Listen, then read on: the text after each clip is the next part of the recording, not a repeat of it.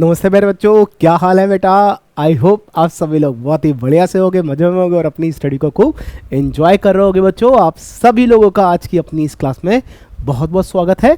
आज की क्लास में एक बहुत ही इंपॉर्टेंट चैप्टर स्टार्ट करेंगे जिसका नाम होने वाला है बेटा केमिकल इक्विलिब्रियम। क्लास 11 का फिजिकल केमिस्ट्री का वन ऑफ द चैप्टर है जो कि हमें और भी 12th के बहुत सारे चैप्टरों में हेल्प करने वाला है। बहुत ही कॉन्सेप्चुअल बेसिक अंडरस्टैंडिंग का चैप्टर है जिसमें से क्वेश्चन अक्सर पूछे जाते हैं, चाहे नीट हो, चाहे मेंस हो, चाहे इवन एडवांस हो। हर एग्जामिनेशन में इस चैप्टर से रिलेटेड क्वेश्चन आते हैं। उन क्वेश्चनों को बेसिक अंडरस्टैंडिंग के साथ, थोड़ा बहुत मेहनत के साथ बड़े आराम से सॉल्व किया जा सकता है। तो जल्दी से इसको स्टार्ट करते हैं बेटा।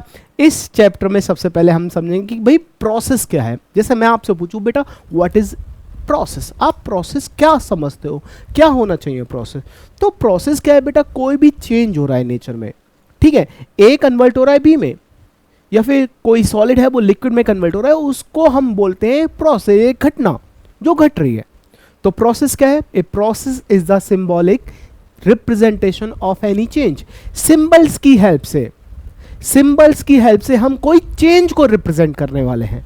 A symbolic representation of any change. जैसे मैं आपको एक लिख के दिखाता हूं, जैसे मैंने यहां पे बेटा लिखा, मान लो H2O लिक्विड, ठीक है, और H2O लिक्विड को मैंने कन्वर्ट कर दिया इलेक्ट्रोलिसिस करके हाइड्रोजन गैस में और साथ में हाफ ऑक्सीजन गैस में।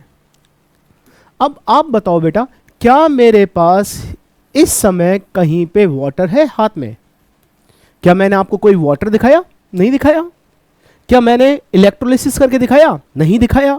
क्या मैंने वाटर को तोड़ के हाइड्रोजन और ऑक्सीजन में कन्वर्ट किया? नहीं किया। कुछ भी मेरे पास नहीं है, लेकिन हाँ सिंबल्स यूज किया। H2O किसका सिंबल है? वाटर का सिंबल है। H2 किसका सिंबल है? हाइड्रोजन गैस का सिंबल है। O2 किसका सिंबल है? ऑक्सीजन गैस का सिंबल है। तो सिंबल्स की हेल्प से मैंने आपको एक चेंज को रिप्रेजेंट करने की कोशिश की। और इस प्रोसेस में क्या हो रहा है, इस चेंज में क्या हो रहा है, जो हाइड्रोजन ऑक्साइड है, जो वाटर मॉलिक्यूल है बेटा, वो किस में चेंज हो रहा है? हाइड्रोजन और ऑक्सीजन में चेंज हो रहा है। तो it is the symbolic representation. हम सिंबल्स की हेल्प से उस प्रोसेस को होता हुआ दिखाते हैं बेटा। तो सबसे पहले यही हमारे पास डेफिनेशन आएगी, what is a process. A process क्या है बेटा? Process is the symbolic representation. A process is the symbolic representation of any change that occurs by the changing physical or chemical behavior of the given substance. आपने बेटा जरूर पढ़ा होगा अपनी छोटी क्लासों में कि दो तरीके के चेंज होते हैं, एक फिजिकल चेंज होता है और एक केमिकल चेंज होता है। पढ़ा होगा।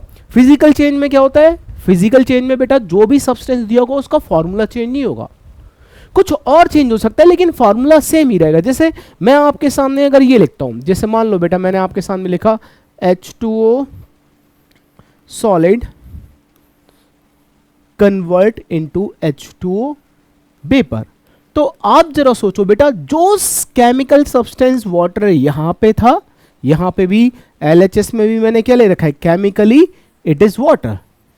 और यहां पे भी क्या ले रखा है? यहां पे भी क्या ले रखा है? वाटर ले रखा है। क्या उसका केमिकल फॉर्मूला चेंज हो? जरा सोचो, क्या उसका केमिकल फॉर्मूला चेंज हुआ? अगर केमिकल फॉर्मूला चेंज नहीं हुआ है, केमिकल फॉर्मूला सेम है प्रोसेस से पहले और प्रोसेस के बाद, तो ये बेटा कोई केमिकल प्रोसेस नहीं होगा। ये कैसा प्रोसेस होगा? ये प्रोसेस होगा फिजिकल प्रोसेस। मतलब फिजिकल प्रोसेस में हमें याद रखना है बेटा कि यहां पे no change in the chemical formula of the given substance remains the same. जो भी सब्सटेंस होगा उसका केमिकल फॉर्मूला चेंज नहीं होने वाला है, वो सेम ही रहेगा। जो कि पहले था वो ही बाद में होगा। लेकिन अगर मैं यहां पे लिखता हूं बेटा, जैसे मेरे पास मान लो कोल है, मेरे पास क्या है? मेरे पास कोल है, उसको मैंने ऑक्सीजन के साथ जलाया और ऑक्सीजन के साथ जलाने के बाद उसको किस में कन्वर्ट कर दिया? CO2 में कन्वर्ट कर दिया। अब आप जरा खुद ही देखो और सोचो और बताओ कि क्या रिएक्शन से पहले जो चीज थी, क्या रिएक्शन के बाद भी वही चीज है? भाई रिएक्शन से पहले मैंने आपको कोयला दिया था, रिएक्शन से पहले मैंने आपको ऑक्सीजन गैस दी है, लेकिन रिएक्शन के बाद वो क्या बन गई? CO2 बन गई। जो CO2 गैस है वो कार्बन से भी डिफरेंट है, कोल से भी डिफरेंट है और ऑक्सीजन गैस से भी डिफरेंट है। तो क्या अपने आप से पूछो, क्या यहां पे कोई केमिकल फॉर्मूला चेंज हुआ? आप बिल्कुल बोलोगे हाँ सर, यहां पे केमिकल फॉर्मूला चेंज हो रहा है। जो सब्सटेंस पहले दिया है वो केमिकली डिफरेंट है, कोल है और ऑक्सीजन है, और जो बाद में दे रखा है वो डिफरेंट है। वो क्या है? वो कार्बन डाइऑक्साइड है, और कार्बन डाइऑक्साइड केमिकली कार्बन और O2 से डिफरेंट होगा। तो इस जगह पे बेटा वहां पे फॉर्मूला चेंज हो गया, केमिकल फॉर्मूला डिफरेंट आ गया। और जब केमिकल फॉर्मूला डिफरेंट आ गया तो हम लोग इसको क्या बोलेंगे बेटा? इसको हम लोग बोलेंगे केमिकल प्रोसेस। और केमिकल प्रोसेस को ही रिप्रेजेंट करने के लिए हम एक नया नाम देते हैं, बोलते हैं केमिकल रिएक्शन। आप देखो बेटा, फिजिकल रिएक्शन नहीं बोलते लेकिन केमिकल रिएक्शन बोलते हैं। तो आप इसको बोलोगे कि सर मैं इसको फिजिकल रिएक्शन बोलूं? मैं बोलूंगा नहीं बेटा, ये फिजिकल रिएक्शन मत बोलना, गलत हो जाएगा। इसको बोलोगे फिजिकल प्रोसेस, लेकिन केमिकल रिएक्शंस को केमिकल प्रोसेस बोला जा सकता है, या फिर केमिकल प्रोसेस को केमिकल रिएक्शन बोला जा सकता है। तो आपको समझ में आया होगा बेटा कि प्रोसेस क्या है। प्रोसेस सिंबल्स की हेल्प से हम किसी एक चेंज को रिप्रेजेंट करते हैं, और उस चेंज में दो काम हो सकते हैं, या तो फॉर्मूला सेम रहे, अगर फॉर्मूला सेम रहता है तो वो होगा फिजिकल प्रोसेस, और दिए हुए सब्सटेंस का अगर बेटा फॉर्मूला चेंज हो गया तो वो अपने पास हो गया केमिकल प्रोसेस या फिर केमिकल रिएक्शन। दो पार्ट में डिवाइड करेंगे हम प्रोसेस को। कोई भी जो भी हमारे पास प्रोसेस होगा उसको कितने पार्ट में डिवाइड करना है अब तक आपको समझ में आ गया होगा। हम उसको दो पार्ट में डिवाइड कर सकते हैं। एक होगा बेटा फिजिकल प्रोसेस, एक क्या होगा? फिजिकल प्रोसेस होगा, और दूसरा क्या होगा? दूसरा होगा बेटा अपने पास केमिकल प्रोसेस या फिर केमिकल रिएक्शन।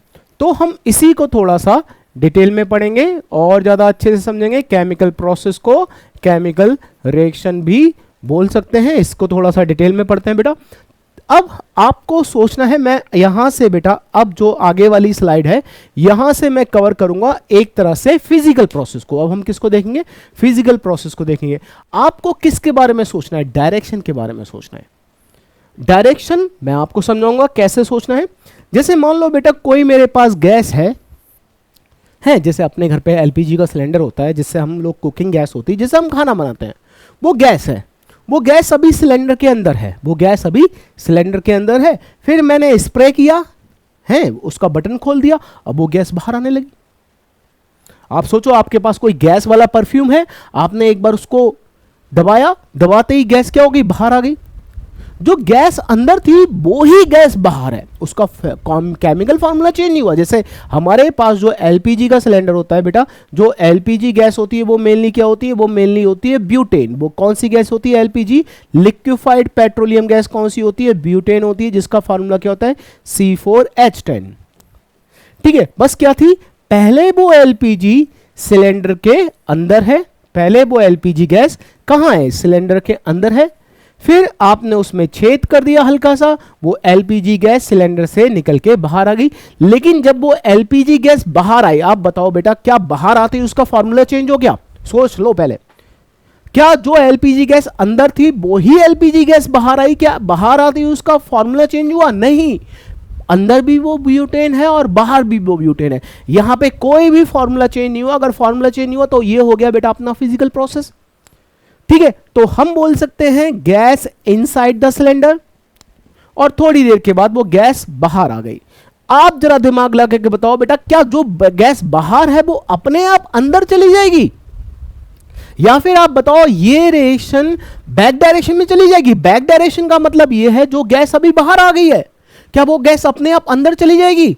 सोचो और बताओ भाई। जो गैस बाहर आ गई है बेटा वो कभी भी किसी भी हाल में अपने आप अंदर तो जाने वाले नहीं है।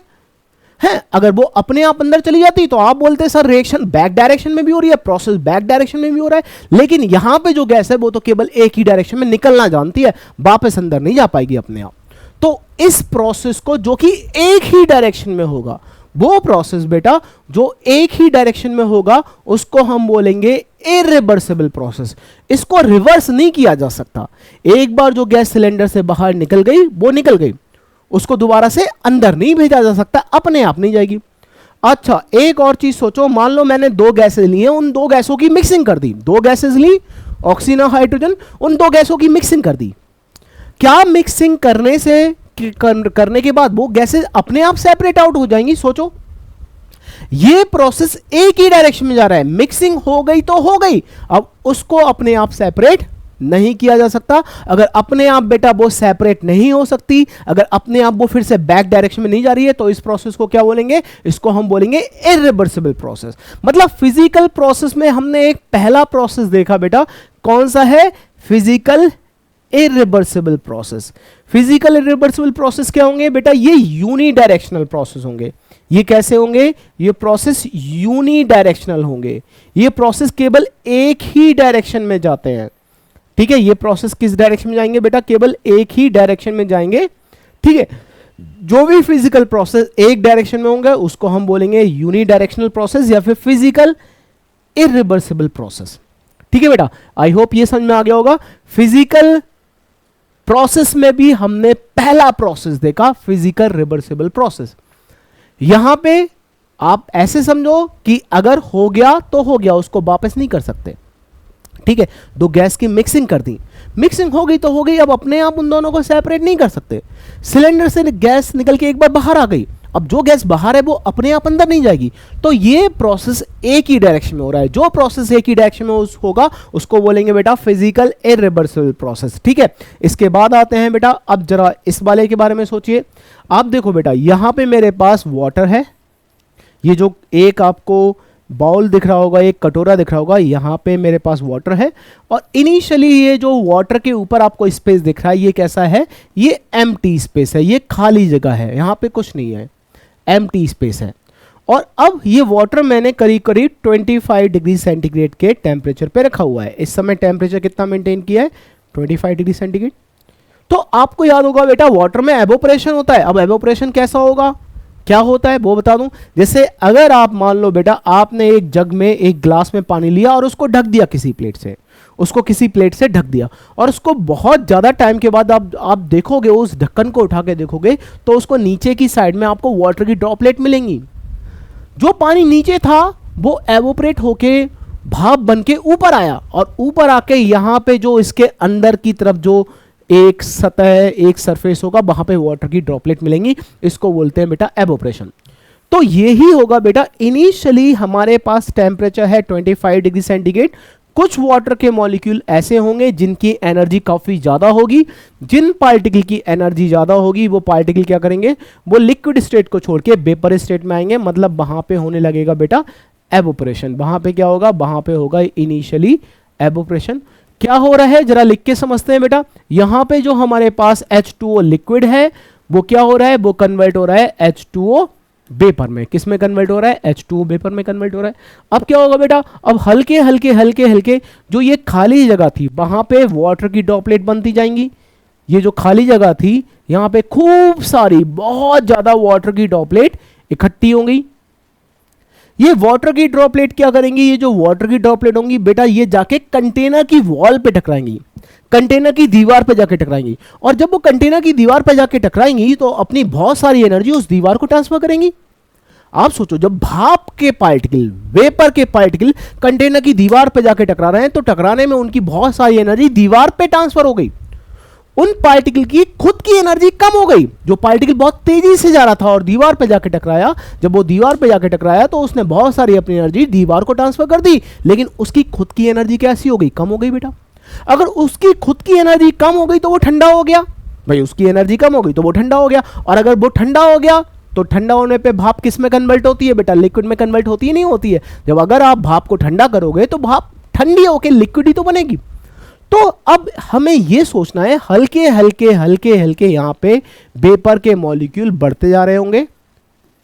इनिशियली क्या हो रहा था? इनिशियली केवल H2O लिक्विड कन्वर्ट हो रहा था किसमें बेटा? H2O लिक्विड कन्वर्ट हो रहा था H2O वेपर में। लेकिन आफ्टर सम टाइम क्या होगा बेटा? यहां पे वेपर के पार्टिकल भी बहुत ज्यादा हो गए। वो वेपर के बहुत ज्यादा पार्टिकल दीवारों पे जाके टकरा रहे होंगे, और दीवार पे जाके टकराने के बाद जो भाप का पार्टिकल है, वेपर का पार्टिकल, वो ठंडा हुआ और वो किस में कन्वर्ट हुआ? लिक्विड में। मतलब अब क्या हो रहा होगा? अब हो रहा होगा बेटा वहां पे कुछ इस तरह से, H2O liquid converting into H2O vapour, और जो वेपर के मॉलिक्यूल हैं वो हल्के हल्के किस में कन्वर्ट होने लगे? लिक्विड में कन्वर्ट होने लगे। मतलब आप देखो बेटा, इनिशियली ये रिएक्शन केवल फॉरवर्ड डायरेक्शन में जा रही थी, केवल एक ही डायरेक्शन में जा रही है। इनिशियली केवल लिक्विड कन्वर्ट हो रहा था वेपर में, केवल ये रिएक्शन फॉरवर्ड डायरेक्शन में जा रही थी, लेकिन थोड़ी देर के बाद ये रिएक्शन अब क्या होने लगा, वेपर भी कन्वर्ट होने लगी लिक्विड में। मतलब अब ये रिएक्शन बेटा बैकवर्ड डायरेक्शन में भी स्टार्ट हो गई। पहले केवल रिएक्शन फॉरवर्ड डायरेक्शन में जा रही थी, लेकिन अब ये रिएक्शन बेटा बैकवर्ड डायरेक्शन में भी हो गई स्टार्ट।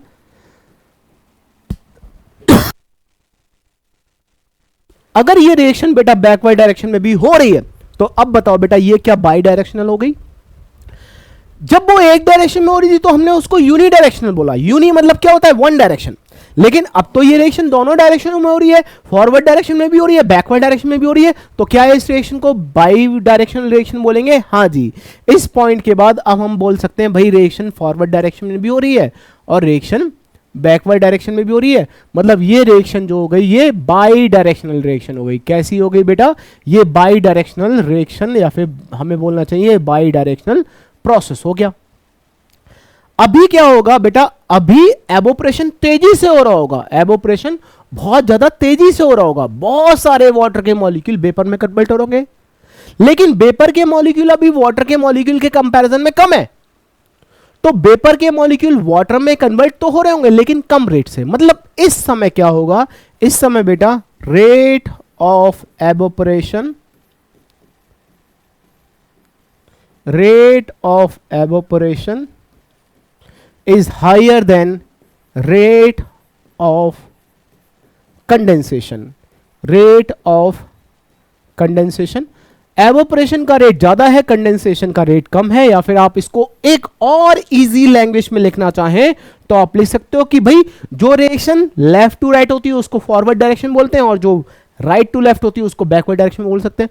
आप यहां पे बोल सकते हो rate of forward direction, rate of forward direction is higher than rate of backward direction. Reaction दोनों डायरेक्शनों में हो तो रही है बेटा, एवोपरेशन भी हो रहा है और कंडेंसेशन भी हो रहा है। जो वाटर है वो भाप भी बन रही है, जो वाटर है वो भाप भी में कन्वर्ट हो रहा है, और भाप दोबारा से लिक्विड भी बन रही है। लेकिन क्या कंडीशन है यहां पे बेटा? रेट ऑफ एवोपरेशन ज्यादा है और रेट ऑफ कंडेंसेशन कम है। ठीक है, फॉरवर्ड डायरेक्शन का रेट ज्यादा है और बैकवर्ड डायरेक्शन का रेट कम है। अब क्या होगा? थोड़ी देर के बाद क्या होगा बेटा? थोड़ी देर के बाद बेटा यहां पे भी क्या होगा? वेपर के मॉलिक्यूल बढ़ते चले जाएंगे। थोड़ी देर के बाद यहां पे भी बेटा ये वेपर के मॉलिक्यूल बढ़ते चले गए। वेपर के मॉलिक्यूल अब पहले से ज्यादा होते जा रहे हैं। वेपर के मॉलिक्यूल बढ़ते चले गए, बढ़ते चले गए, बढ़ते चले गए। अब वेपर के मॉलिक्यूल ज्यादा है, ज्यादा वेपर के मॉलिक्यूल ज्यादा दीवार से टकराएंगे कि कम टकराएंगे? भाई पहले वेपर के मॉलिक्यूल कम थे, जब वेपर के मॉलिक्यूल कम थे तो दीवार पे भी कम टकरा रहे थे। अब वेपर के मॉलिक्यूल ज्यादा हैं, जब वेपर के मॉलिक्यूल ज्यादा हो गए तो दीवार पे ज्यादा टकराएंगे कि कम टकराएंगे? आप बोलोगे सर ज्यादा मॉलिक्यूल होंगे तो ज्यादा टकराएंगे। तो अगर वेपर के मॉलिक्यूल दीवार पे ज्यादा टकरा रहे होंगे तो कंडेंसेशन ज्यादा होगा कि कम होगा? सोचो और बताओ भाई। अगर वेपर के मॉलिक्यूल पहले से ज्यादा हैं और वो दीवार पे पहले से ज्यादा टकरा रहे हैं तो रेट ऑफ कंडेंसेशन भी बढ़ेगा। मतलब इनिशियली तो फॉरवर्ड डायरेक्शन में रेट ज्यादा था, लेकिन अब बैकवर्ड डायरेक्शन का भी रेट ज्यादा होने लगा। एक कंडीशन ऐसी आएगी बेटा जहां पे क्या होगा? जहां पे रेट ऑफ फॉरवर्ड डायरेक्शन, जहां पे फॉरवर्ड डायरेक्शन का रेट बराबर आ जाएगा रेट ऑफ बैकवर्ड डायरेक्शन। जहां पे फॉरवर्ड डायरेक्शन का रेट और बैकवर्ड डायरेक्शन का रेट बेटा एक दूसरे के बराबर आ जाएगा। जब फॉरवर्ड डायरेक्शन का रेट और बैकवर्ड डायरेक्शन का रेट बेटा एक दूसरे के बराबर आ जाए उसको क्या बोलेंगे? उसको बोलेंगे बेटा क्या? उसको बोलेंगे हम लोग फिजिकल इक्विलिब्रियम। क्या बोलेंगे? उसको बोलेंगे बेटा फिजिकल इक्विलिब्रियम। Physical equilibrium. देखो बेटा दोबारा समझाता हूं कि पहले तो क्या हो रहा था? पहले केवल वाटर कन्वर्ट हो रहा था लिक्विड में, केवल रिएक्शन फॉरवर्ड डायरेक्शन में जा रही थी। थोड़ी देर के बाद कंडेंसेशन भी स्टार्ट हो गया। थोड़ी देर के बाद क्या होने लगा बेटा? कंडेंसेशन भी हो गया। जब कंडेंसेशन स्टार्ट हो गया तो रिएक्शन बैक डायरेक्शन में भी जाने लगी। जब रिएक्शन बैक डायरेक्शन में चली गई उसको हमने क्या बोला, उसको हमने बोला by directional process. By directional process को ही क्या बोलते हैं, रिवर्सिबल प्रोसेस। भाई अगर एक डायरेक्शन में हो तो इरिवर्सिबल, अगर दो डायरेक्शन में होगा तो क्या होगा, रिवर्सिबल। तो ये रिएक्शन रिवर्सिबल हो गई। लेकिन रिवर्सिबल रिएक्शन में अभी भी क्या है, जो फॉरवर्ड डायरेक्शन का रेट है वो ज्यादा होगा और बैकवर्ड डायरेक्शन का रेट कम होगा। हल्के हल्के हल्के हल्के हल्के हल्के क्या होने लगा, वेपर के मॉलिक्यूल बढ़ने लगे। जब ज्यादा वेपर के मॉलिक्यूल दीवार पे ज्यादा टकराएंगे तो कंडेंसेशन का रेट भी पहले से ज्यादा हो जाएगा।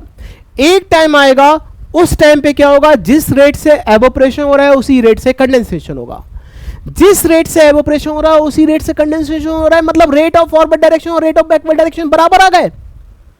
और ये स्पेशल कंडीशन बेटा, जहां पे रेट ऑफ फॉरवर्ड डायरेक्शन और रेट ऑफ बैकवर्ड डायरेक्शन बराबर आ जाएं, उसी को हम क्या बोलते हैं बेटा, फिजिकल इक्विलिब्रियम। मतलब फिजिकल इक्विलिब्रियम क्या बोलेंगे बेटा, in any physical process, in any physical process if rate of forward direction, if rate of forward direction becomes equal to the rate of backward direction, rate of forward direction becomes equal to the rate of backward direction, such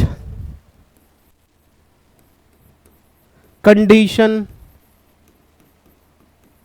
is called physical equilibrium. Such condition is called physical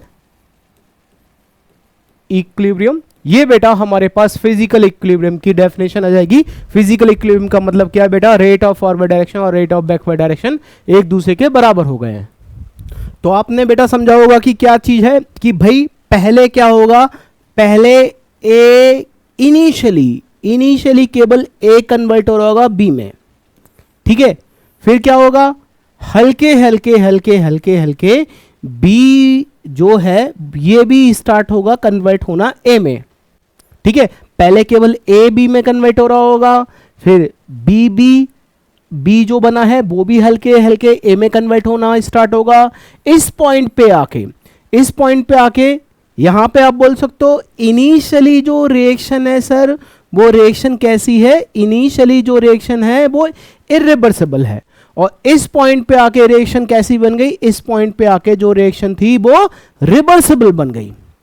reversible reaction में भी अगर sufficient time दिया जाए, reversible reaction को भी बेटा अगर हम टाइम दें, उनको होने का मौका दें, जितना हो सकती है उतना होने का मौका दें, तो क्या आता है भाई, जिस रेट से ए कन्वर्ट होता है बी में उसी रेट से बी कन्वर्ट होता है ए में। जिस रेट से ए कन्वर्ट हो रहा है बी में उसी रेट से बी कन्वर्ट हो रहा है ए में। मतलब यहां पे एक कंडीशन आ गई बेटा, जहां पे क्या हुआ, रेट ऑफ फॉरवर्ड डायरेक्शन और रेट ऑफ बैकवर्ड डायरेक्शन एक दूसरे के बराबर आ गए। और जब रेट ऑफ फॉरवर्ड डायरेक्शन और रेट ऑफ बैकवर्ड डायरेक्शन एक दूसरे के बराबर हो जाते हैं, उसी को क्या बोलते हैं, उसी को हम लोग बोलते हैं बेटा इक्विलिब्रियम कंडीशन। उसी को क्या बोलते हैं, उसी को हम लोग बोलते हैं बच्चों इक्विलिब्रियम कंडीशन। उसी को क्या बोलेंगे, उसी को हम लोग बोलते हैं इक्विलिब्रियम कंडीशन। क्योंकि ये जो इक्विलिब्रियम में आया ये फिजिकल प्रोसेस में आया, क्योंकि ये जो इक्विलिब्रियम आया ये तो फिजिकल प्रोसेस में आया। आप देखो बेटा यहां तो कोई फॉर्मूला चेंज ही नहीं हुआ था, बस क्या हो रहा था, जो वाटर वेपर है, वाटर लिक्विड है, वो किस में कन्वर्ट हो रहा था, वाटर वेपर में कन्वर्ट हो रहा था। और जो वाटर वेपर है वो किस में कन्वर्ट हो रहा था, लिक्विड में। दोनों का फॉर्मूला सेम था। अगर फॉर्मूला चेंज हो जाता तो ये केमिकल रिएक्शन होती, लेकिन अगर फॉर्मूला सेम रहा तो ये केमिकल रिएक्शन नहीं, ये फिजिकल प्रोसेस है। तो इसको हमने बोला बेटा फिजिकल इक्विलिब्रियम। इसको क्या बोला, इसको बोला फिजिकल इक्विलिब्रियम। अब कितने टाइप के फिजिकल इक्विलिब्रियम होंगे जरा देखते हैं बेटा। यहां पे किस किस के बीच में इक्विलिब्रियम है, सॉलिड और वेपर के बीच में। तो पहले को हम कैटेगराइज करेंगे एज सॉलिड, सॉरी ये लिक्विड और वेपर में है तो इसको हम लोग लिखेंगे लिक्विड वेपर इक्विलिब्रियम। ये कौन सा एग्जांपल होगा, ये एग्जांपल होगा बेटा लिक्विड वेपर इक्विलिब्रियम। यहां पे क्या होगा बेटा, जो लिक्विड है वो वेपर में कन्वर्ट होगा। जब लिक्विड वेपर में कन्वर्ट होगा इसको हम लोग बोलते हैं फॉरवर्ड डायरेक्शन को एवोपरेशन। और जब वेपर कन्वर्ट होगा लिक्विड में इसको क्या बोलते हैं, इसको हम लोग बोलते हैं कंडेंसेशन। इसको क्या बोलेंगे बेटा, इसको हम लोग बोलेंगे कंडेंसेशन। अब दूसरा जो इक्विलिब्रियम आएगा ये देखेंगे किस किसके बीच में होगा, जरा आप लोग भी चेक कर लो बेटा। ये सॉलिड है और लिक्विड है, तो इसको क्या बोलेंगे, इसको हम लोग बोलेंगे कि भाई सॉलिड लिक्विड इक्विलिब्रियम। इसको क्या बोलेंगे, इसको हम लोग बोलते हैं सॉलिड लिक्विड इक्विलिब्रियम। और आपको पता होगा बेटा ये इक्विलिब्रियम एग्जिस्ट करता है, कब एग्जिस्ट करता है, 0 डिग्री सेंटीग्रेड पे एग्जिस्ट करता है। ठीक है, 0 डिग्री सेंटीग्रेड पे क्या होता है, जो सॉलिड है, जो आइस है, वो कन्वर्ट हो सकता है लिक्विड में, और लिक्विड भी कन्वर्ट हो सकता है बेटा किसमें, सॉलिड में। ठीक है, तो ये क्या हो गया, सॉलिड और लिक्विड के बीच में इक्विलिब्रियम हो गया। ठीक है, जिस रेट से लिक्विड कन्वर्ट हो रहा होगा सॉलिड में, उसी रेट से सॉलिड कन्वर्ट हो रहा होगा लिक्विड में। क्योंकि इक्विलिब्रियम कंडीशन का ही मतलब क्या होता है बेटा, जब दोनों ही डायरेक्शनों का रेट सेम हो जाए। जब जितना फॉरवर्ड डायरेक्शन में रेट हो उतना ही बैकवर्ड डायरेक्शन में रेट हो, तो हम क्या बोलेंगे, फिजिकल इक्विलिब्रियम।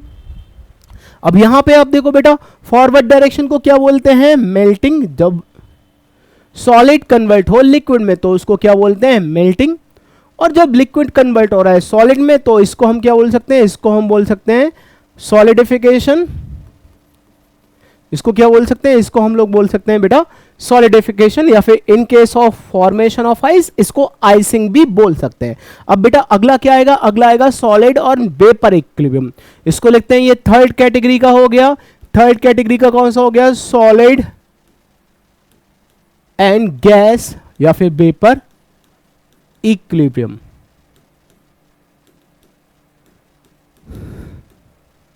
ये हो गया बेटा। अब आप देखो यहां पे क्या हो रहा है, सॉलिड कन्वर्ट हो रहा है वेपर में। जब ऐसा बताओ बेटा, जब सॉलिड सीधे सीधे कन्वर्ट हो जाता हो वेपर में, कौन सा प्रोसेस कहलाता है, क्या बोलते हैं उसको, जब सॉलिड सीधे सीधे कन्वर्ट हो जाता है वेपर में, बताओ क्या बोलते हैं।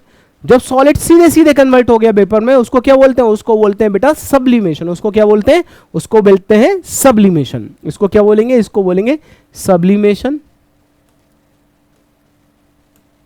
सॉलिड अगर सीधे सीधे कन्वर्ट हो जाए वेपर में इसको बोलते हैं बेटा सब्लिमेशन।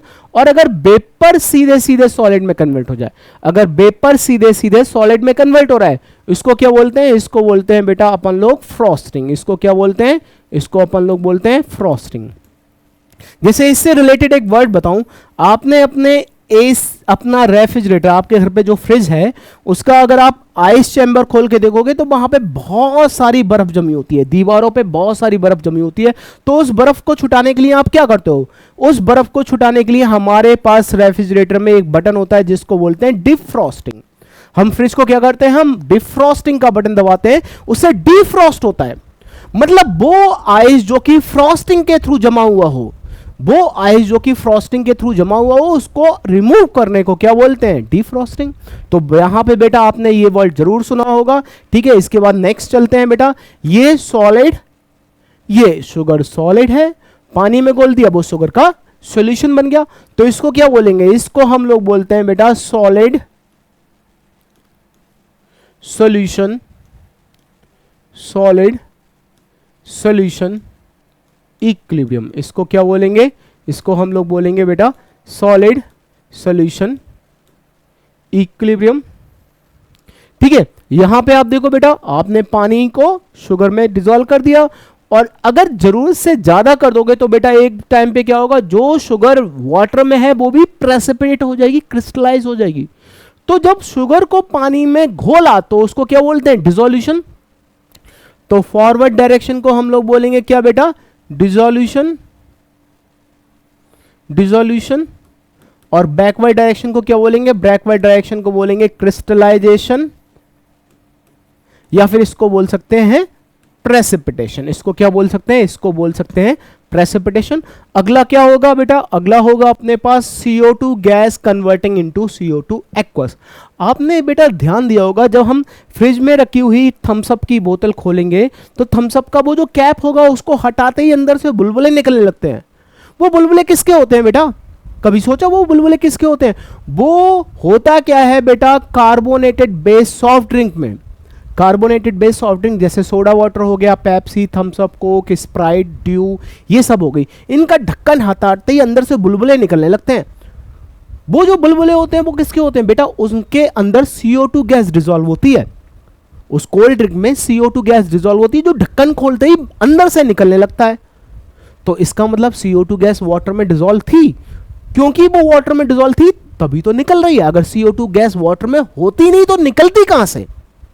अगर CO2 गैस वाटर में से निकली इसका मतलब वाटर में डिसॉल्व भी हुई होगी। तो यहां पे भी बेटा एक इक्विलिब्रियम एस्टैब्लिश हो सकता है जिसको हम क्या बोलेंगे? Gas in the solution, gas in the water in the form of solution. तो इसको हम लोग बोलेंगे बेटा गैस सॉल्यूशन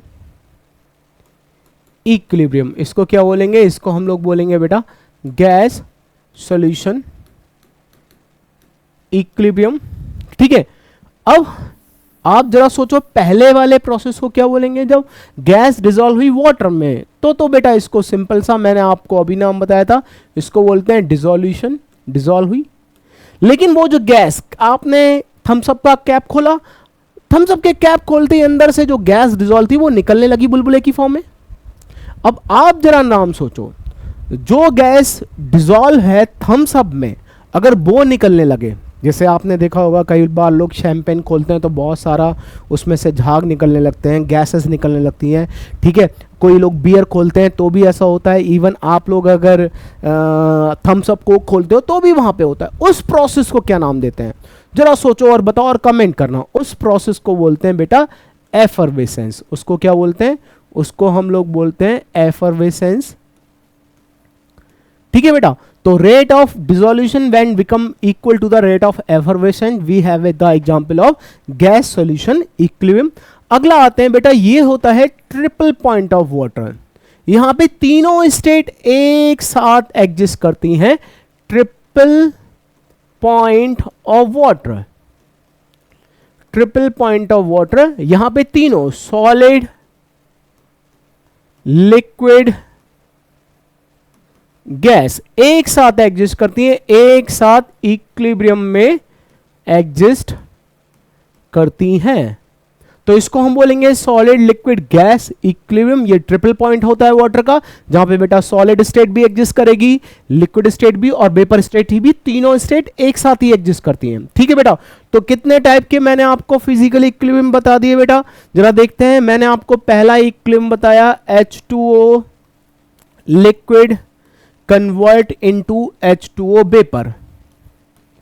ठीक है, ये इसका नाम क्या दिया? इसका नाम दिया लिक्विड गैस इक्विलिब्रियम। इसका नाम क्या दिया? इसका नाम दिया बेटा नाम लिक्विड गैस इक्विलिब्रियम। ये पहला इक्विलिब्रियम हो गया फिजिकल का। फिर अगला क्या बताया बेटा? अगला बताया H2O solid convert into H2O liquid. ये क्या हो गया? ये हो गया बेटा अपना solid and liquid equilibrium, solid and liquid equilibrium. इसके बाद क्या बताया? इसके बाद बेटा मैंने आपको बताया H2O solid converting into H2O vapour. इसको हमने क्या बोला? इसको बोलेगा बेटा सॉलिड गैस इक्विलिब्रियम। इसको हमने नाम दिया सॉलिड गैस इक्विलिब्रियम। नेक्स्ट क्या बताया? नेक्स्ट आपको मैंने बताया शुगर सॉलिड डिसॉल्व हो गई वाटर में और बन गई शुगर एक्वस। ठीक है, इसको हमने क्या बोला? इसको हमने बोला बेटा सॉलिड सॉल्यूशन इक्विलिब्रियम। इसको हमने बोला सॉलिड सॉल्यूशन इक्विलिब्रियम। एक हमने अभी और देखा कि थम्स अप वगैरह में CO2 गैस डिसॉल्व होती है, तो CO2 gas dissolve in the water to give the CO2 aqueous solution. इसको हम लोग बोलेंगे गैस सॉल्यूशन इक्विलिब्रियम। इसको हमने बोला गैस सॉल्यूशन इक्विलिब्रियम। और लास्ट में मैंने बताया था तीनों स्टेट एक साथ एग्जिस्ट करती हैं किसी सब्सटेंस की, जैसे solid is in the equilibrium with liquid, and liquid also coexist with gas and gas also have the equilibrium with solid. तो इसको क्या बोलते हैं, इसको बोलते हैं, जैसे ट्रिपल पॉइंट ऑफ वाटर का मैंने एग्जांपल बताया था बेटा। ट्रिपल पॉइंट का मतलब भी यही होता है, एक ऐसी स्टेट जहां पे तीनों, एक ऐसी कंडीशन जहां पे तीनों स्टेट एक साथ एग्जिस्ट करती हैं, सॉलिड लिक्विड गैस एक साथ ही होगा। ठीक है, तो इसको मैंने क्या नाम दिया था, इसको मैंने नाम दिया था बेटा solid liquid and gas, solid liquid gas equilibrium. एक बार बेटा दोबारा से रिवाइज करवा देता हूं, लिक्विड कन्वर्ट हुआ सॉलिड में, इसको बोलते हैं एवोपरेशन। ठीक है, वेपर कन्वर्ट हुआ, लिक्विड कन्वर्ट हुआ वेपर में, मैंने शायद सॉलिड बोल दिया था, लिक्विड कन्वर्ट हुआ वेपर में, इसको बोलेंगे एवोपरेशन। और वेपर कन्वर्ट हुई लिक्विड में, इसको बोलेंगे बेटा कंडेंसेशन। इसको क्या बोलेंगे, इसको बोलेंगे अपन लोग कंडेंसेशन। फिर देखो, फिर अगला क्या आया, सॉलिड कन्वर्ट हुआ लिक्विड में, इसको हम लोग बोलते हैं मेल्टिंग। और लिक्विड कन्वर्ट हुआ बेटा किसमें, सॉलिड में, इसको आप लोग फ्रीजिंग भी बोल सकते हो, इसको सॉलिडिफिकेशन भी बोल सकते हो, और इसको आइसिंग भी बोल सकते हो। फिर मैंने क्या किया, फिर मैंने कन्वर्ट किया सॉलिड को, कन्वर्ट किया वेपर में। जब सॉलिड वेपर में कन्वर्ट होगा, इसको क्या बोलते हैं, इसको अपन लोग बोलते हैं बेटा सब्लिमेशन। और जब वेपर कन्वर्ट हुई सॉलिड में, तो इसको क्या बोलते हैं, इसको अपन लोग बोलते हैं बेटा फ्रॉस्टिंग। इसको क्या बोलते हैं, इसको बोलते हैं फ्रॉस्टिंग। फिर शुगर कन्वर्ट हुआ, शुगर वाटर में डिसॉल्व हो गया, तो इसको मैंने सिंपली डिसोल्यूशन बोला। और जब शुगर जो वाटर में प्रेजेंट है वो सॉलिडिफाई होगी, तो इसको क्या बोलूंगा, इसको मैं बोलूंगा बेटा क्रिस्टलाइजेशन या फिर प्रेसिपिटेशन। इसको क्या बोलूंगा, क्रिस्टलाइजेशन या फिर प्रेसिपिटेशन। जो CO2 गैस वाटर में डिसॉल्व हो रही है, तो अगेन इसको मैं क्या बोलूंगा, इसको मैं बोलूंगा बेटा डिसोल्यूशन। इसको क्या बोलूंगा, इसको बोलूंगा डिसोल्यूशन। और जो CO2 गैस वाटर में, जो CO2 गैस पानी से बाहर निकल रही है, उसके लिए बेटा मैंने आपको अभी नाम बताया था, इसको अपन लोग बोलते हैं एफरवेसेंस। इसको क्या बोलते हैं, इसको बोलते हैं एफरवेसेंस। तो ये बेटा मैंने आपको बताया कि किस तरीके से प्रोसेस होते हैं। एक बार शॉर्ट में जल्दी से रिवीजन कर लेते हैं सारी बातों का, जितना भी बताया। प्रोसेस क्या है बेटा, सिंबल्स की हेल्प से हम किसी भी चेंज को होता हुआ दिखाते हैं। A process is the symbolic representation of any change. Symbols की हेल्प से हमने कोई चेंज होता हुआ दिखाया, ये प्रोसेस है। कुछ प्रोसेस ऐसे होंगे जैसे ये वाले, जहां पे उनका केमिकल फॉर्मूला सेम रहता है, केमिकल फॉर्मूला इंटैक्ट रहता है। जो सब्सटेंस पहले है, रिएक्शन के बाद, प्रोसेस के बाद, वो ही सब्सटेंस बाद में ही रहता है, तो उसको हम बोलते हैं बेटा फिजिकल प्रोसेस। कुछ प्रोसेस ऐसे होंगे जहां पे प्रोसेस के बाद फॉर्मूला चेंज हो जाता है, जैसे मैंने आपको बताया पहले वाटर है, बाद में टूट के H2 और O2 बन गया, इसको केमिकल प्रोसेस बोलेंगे। मैंने कोल लिया, उसको आग लगा के ऑक्सीजन के साथ जला दिया, पहले वो कार्बन और ऑक्सीजन थे, बाद में CO2 बन गया, इसको हम बोलेंगे बेटा केमिकल रिएक्शन। ठीक है, तो केमिकल रिएक्शन या फिर केमिकल प्रोसेस, ये मैंने आपको समझाया। फिर मैंने आपको बताया कि बेटा अब डायरेक्शन के बारे में सोचो, अब डायरेक्शन के बारे में सोचो। फिजिकल प्रोसेस में पहले स्टार्ट करते हैं। मैंने बताया कुछ प्रोसेस बेटा, फिजिकल प्रोसेस ऐसे होंगे जिनको आप रिवर्स नहीं कर सकते। जैसे मान लो अगर मैंने रूम खोला और रूम खोलते ही बाहर की हवा अंदर आ गई, अब वो जो बाहर की हवा अंदर आ गई, क्या वो अपने आप बाहर चली जाएगी? नहीं, ऐसा नहीं होगा। जो पानी झरने से ऊपर से नीचे गिर गया, नीचे बहुत सारा झरने से पानी नीचे गिर चुका है, क्या वो अपने आप ऊपर चला जाएगा? बैक डायरेक्शन में नहीं जाएगा, रिवाइंड नहीं कर सकते, रिवर्स नहीं कर सकते, तो उसको हमने बोला इरिवर्सिबल प्रोसेस, एक ही डायरेक्शन में होंगे। फिर मैंने आपको बताया कि कुछ रिवर्सिबल प्रोसेस होते हैं। मैंने आपको एक एवोपरेशन का एग्जांपल दिया। इनिशियली केवल वाटर कन्वर्ट हो रहा था लिक्विड में, हल्के हल्के जो लिक्विड था वो कन्वर्ट हो रहा था वेपर में। जो लिक्विड वेपर था, जो लिक्विड वाटर था, लिक्विड वाटर H2O लिक्विड जो था वो कन्वर्ट हो रहा था H2O वेपर में, लिक्विड कन्वर्ट हो रहा था वेपर में। फिर हल्के हल्के क्या होगा, वेपर भी कन्वर्ट होने लगेगी लिक्विड में। तो इस पॉइंट पे जाके वो रिएक्शन कैसी हो गई, वो प्रोसेस कैसा हो गया, रिवर्सिबल हो गया। इसको बोला मैंने reversible process, physical reversible process. अब फिजिकल रिवर्सिबल प्रोसेस में भी एक और स्पेशल कंडीशन आएगी बेटा, जहां पे क्या होगा, जिस रेट से रिएक्शन, जिस रेट से प्रोसेस फॉरवर्ड डायरेक्शन में जा रहा है, उसी रेट से प्रोसेस बैकवर्ड डायरेक्शन में भी आएगा। जब फॉरवर्ड डायरेक्शन का रेट और बैकवर्ड डायरेक्शन का रेट बराबर हो जाएगा बेटा, इसी को हम लोग बोलते हैं फिजिकल इक्विलिब्रियम। और फिजिकल इक्विलिब्रियम कितने टाइप के होते हैं ये मैंने आपको समझा दिया बेटा। तो आज की इस क्लास में हम लोग इतना ही रखेंगे। इस क्लास का टॉपिक ही होगा फिजिकल इक्विलिब्रियम को लेके हमने चीजों को समझाया बेटा। अगली क्लास में हम जब मिलेंगे तो केमिकल इक्विलिब्रियम बताऊंगा बेटा, केमिकल रिवर्सिबल रिएक्शन बताऊंगा, केमिकल इरिवर्सिबल रिएक्शन बताऊंगा, फिर केमिकल इक्विलिब्रियम बताऊंगा। इसमें बेटा थोड़ा सा न्यूमेरिकली, क्योंकि अभी एक दो क्लास में तो हम बहुत ही बेसिक चीजें कवर करेंगे, तो बहुत ही बेसिक से क्वेश्चन होंगे, न्यूमेरिकल पार्ट बाद में स्टार्ट होगा बेटा।